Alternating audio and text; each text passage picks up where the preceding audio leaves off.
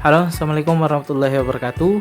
Kembali lagi di channel Lebung Berani. Baik teman-teman, di video kali ini saya ingin sharing dan juga berbagi pengalaman tentang apa sih yang sudah saya dapat selama saya pelihara ikan mas koki di akuarium.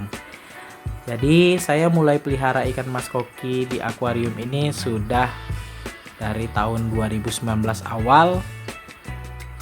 Jadi sampai saat ini ada sekitar 4 tahun. Saya mulai pelihara itu di tank 50 cm, kacanya kaca bekas, saya rakit sendiri, dan saat itu saya pelihara sekitar 7-10 ekor teman-teman. Kebanyakan ya untuk tank 50 cm. Jadi saya ini pelihara ikan mas koki ini sebenarnya saya ingin sekali ya, dari dulunya sudah pengen pelihara ikan mas koki, cuman ya saya berpikir alat-alat akuarium ini mahal teman-teman, mulai dari lampu, pompa, aerator itu saya pikir mahal. Tapi semenjak saya tahu ya, saya jalan ke toko akuarium, kebetulan punya kolam.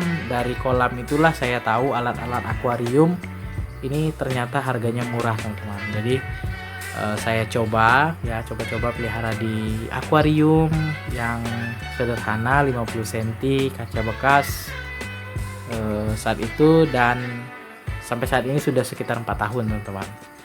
Sampai saya bisa upgrade akuarium, tambah akuarium ya, upgrade peralatan akuarium yang benar-benar dibutuhkan oleh ikan mas koki teman-teman. Nah, di sini saya sharing teman-teman ya, apa saja yang sudah saya dapat selama 4 tahun ini saya pelihara ikan mas koki. Yang jelas yang saya dapat adalah pengalaman teman-teman. Ini pengalaman yang saya sharing, saya buat video terus supaya teman-teman yang baru pelihara ikan mas koki tidak melakukan kesalahan dan juga dapat belajar apa saja sih yang harus diterapkan di akuarium ikan mas kokinya. Nah, pengalaman ini saya bagi jadi beberapa poin. Yang pertama yaitu pengalaman yang saya dapat yaitu menyusun media filter, kemudian menggunakan media filter yang baik dan benar, kemudian menentukan filter yang cocok untuk akuarium ikan mas koki. Jadi dulunya saya pelihara ikan mas koki itu ya pakai toples aja, pakai botol, itu filternya tidak standar ya. Air akuariumnya cepat kotor ya. Jadi seiring berjalannya waktu saya pahami, saya upgrade filternya dari botol kemudian ke box standar, kemudian saya upgrade lagi ke toples, sampai saya upgrade ke filter talang dan top filter kaca teman-teman. Jadi sudah saya lakukan, saya terapkan, akhirnya ternyata begini caranya menyusun atau menentukan filter yang baik untuk ikan mas koki. Kemudian menyusun media filter. Dulu media filter saya ini acak-acakan teman-teman. Dari bioring, biobal, kemudian arang tempurung kelapa, semuanya saya coba sampai saya menemukan settingan yang tepat untuk filter akuarium yang saya miliki teman-teman. Jadi itu ya, pengalaman itu sangat berharga sekali bagi saya, sehingga saat ini yang namanya air berkabut, air cepat kotor, air tidak jernih itu sudah tidak ada lagi saya alami di akuarium saya, kecuali akuarium yang baru saya miliki teman-teman. Tapi kalau akuarium yang lama itu tidak ada lagi, karena saya sudah paham bagaimana cara menjernihkan air akuarium ikan mas koki. Nah, itu pengalaman yang sangat berharga yang saya dapat dari pelihara ikan mas koki ini. Kemudian yang kedua teman-teman, cara menangani ikan mas koki yang sakit. Jadi ikan mas koki yang kita pelihara ini tidak selamanya sehat teman-teman. Jadi kalau misalnya ada ikan mas koki yang sakit, itu langsung kita obati, kita karantina, kita kasih obat biru ataupun garam ikan supaya ikannya cepat sembuh dan kita kembalikan ke akuarium. Jadi ikan yang sakit itu jangan dibiarkan di akuarium utama kita, harus dikarantina. Karena kalau tidak dikarantina itu bisa menjangkiti ya, ikan yang sakit tadi bisa menjangkiti penyakitnya ke ikan yang lain. Jadi dulu pertama kali pelihara ikan mas koki, saya biarkan aja ikan itu sakit, Saya pikir dia bisa sembuh sendiri, dan ternyata ikan itu bisa membuat ikan lain jadi sakit juga teman-teman. Itu pengalaman yang saya dapat. Akhirnya saat ini saya memperhatikan ikan ya, sore hari itu saya perhatikan kalau misalnya ada ikan yang gerak-geriknya itu sakit, tubuhnya ada bintik-bintik merah, itu langsung saya karantina di tank akuarium yang ada di teras rumah teman-teman. Itu ya. Kemudian pengalaman yang ketiga yaitu cara memelihara ikan mas koki baik dan benar. Jadi cara memelihara ikan mas koki ini dari awal ya saya pelihara banyak-banyak di tank 50 cm. Besok mati, besok lagi mati. Nah, itu karena ketidaktahuan kita, akuariumnya kecil, kita pelihara ikan mas kokinya banyak. Karena ikan mas koki itu ada ketentuannya ya, per satu ikan itu dipelihara di air 30-50 liter per satu ikan teman-teman. Jadi kalau misalnya kita pelihara terlalu banyak, airnya cepat kotor, bom amonia, dan ikan kita akhirnya berebut oksigen dan bisa mengalami kematian teman-teman. Itu cara memelihara ikan mas koki baik dan benar. Jadi kalau misalnya kita salah dalam pemeliharaannya seperti itu teman-teman. Nah, itu pengalaman yang saya dapat ya. Jadi saya tidak mau lagi pelihara ikan mas koki terlalu banyak di akuarium.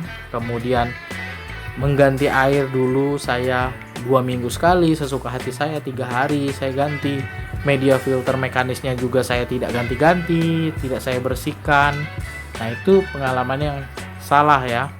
Jadi saat ini sudah saya pahami media filter mekanis itu harus dibersihkan 3 hari sekali atau 1 minggu sekali, air harus diganti 1 minggu sekali, kaca akuarium harus digosok. Jadi itu pengalaman yang sangat berharga sekali untuk saya ke depannya teman-teman. Kemudian yang terakhir teman-teman, pengalaman yang saya dapat yaitu menangani ikan mas koki yang bertelur teman-teman. Nah, ikan mas koki bertelur ini sebenarnya kalau menurut saya pribadi itu bisa berbahaya untuk ikan mas koki yang lain. Kenapa? Karena kalau misalnya ikan mas koki yang bertelur tadi, dia biasanya mengeluarkan lendir ya, lendir. Nah, itu mencemari air akuarium. Kalau tidak cepat kita tangani, maka air akuarium tercemar, kita biarkan ikan mas koki yang lain itu bisa mengalami kematian teman-teman. Nah, itu sudah saya dapat dari awal saya pelihara ikan mas koki, dan sampai saat ini ya alhamdulillah itu tidak pernah lagi terjadi di ikan mas koki saya mati ketika salah satu ikan mas koki yang ada di akuarium itu bertelur. Jadi untuk penanganan ikan mas koki yang bertelur ini teman-teman, kalau misalnya kita mau menetaskan telurnya ya, indukan jantan dan betinanya kita biarkan dulu di akuarium utama, ikan yang lain langsung dipindah teman-teman, atau indukannya tadi dipindah ke tank lain ya sampai dia mengeluarkan telur. Setelah itu ikannya dikembalikan lagi. Nah, itu teman-teman, kalau misalnya kita tidak mau menetaskan telurnya ya, air akuarium dikuras 100%, kemudian media filter mekanis itu dibersihkan ya atau diganti, kemudian kaca akuarium itu digosok teman-teman, digosok berkali-kali ya supaya lendir ikan mas koki itu tidak ada lagi menempel di kaca akuarium kita. Nah, itu teman-teman, jadi penanganan ikan mas koki bertelur ini harus tepat, karena kalau tidak tepat kita lakukan maka akuarium kita itu bisa berlumut, berlendir ya di bagian kacanya, kemudian itu bisa berbahaya untuk ikan mas koki yang kita pelihara teman-teman. Jadi pengalaman itu sangat berharga sekali bagi saya sampai saat ini, maka pengalaman itu saya sharing kepada teman-teman sekalian supaya di sini teman-teman yang lain yang baru pelihara itu tidak mengalami ataupun tidak melakukan kesalahan dalam pemeliharaan ikan mas koki. Jadi tujuan saya buat video ini teman-teman itulah, saya ingin sharing apa yang saya lakukan di akuarium ikan mas koki saya, bisa diterapkan di akuarium teman-teman sekalian yang mungkin baru pelihara ikan mas koki ya. Saya sharing, ambil saja apa yang positif menurut teman-teman, apa yang baik ya, yang tidak baik silakan tinggalkan saja teman-teman. Baik teman-teman, sekian dulu video saya kali ini tentang sharing ya, pengalaman dan juga apa sih yang saya dapat dalam hal pemeliharaan ikan mas koki di akuarium.